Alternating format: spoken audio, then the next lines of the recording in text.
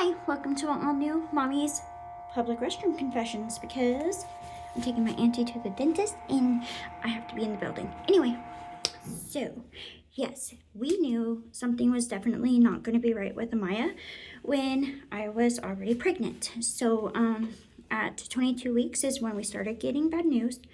At 25 weeks, her stomach was showing that it was not growing, and it showed that her kidneys were not pushing out fluid, because at that point the baby should be swallowing amniotic fluid and practicing how to pee, and that was not the case. And by the time we were 25 weeks, her stomach did start growing, but we still weren't ruling out the possibility of esophageal atresia, which is when the esophagus is not fully connected and it grows with a space in between, and the surgery for that is pretty horrific, but it can be done and it can save your baby. Anyway, by 25 weeks, by 30 weeks, her major organs, the Doppler coloring was not showing that they were working.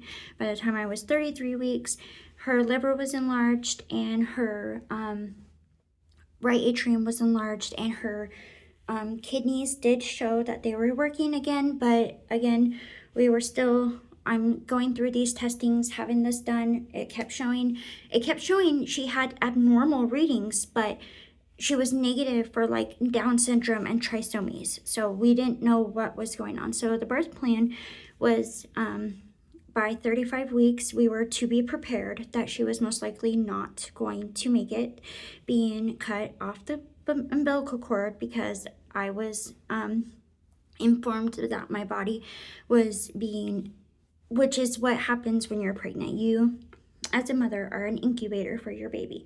You are helping that baby eat and grow and live. And at this point, they were convinced that by the sights of her ultrasound that's unfortunately all that was happening. Was I was just what was keeping her alive, that she was not going to live outside of the womb or being cut off of the umbilical cord. Well, the birth we had was very traumatic, and it was very traumatic. So we got to put her on my chest, because they just said, let's put her on our chest and see how she does.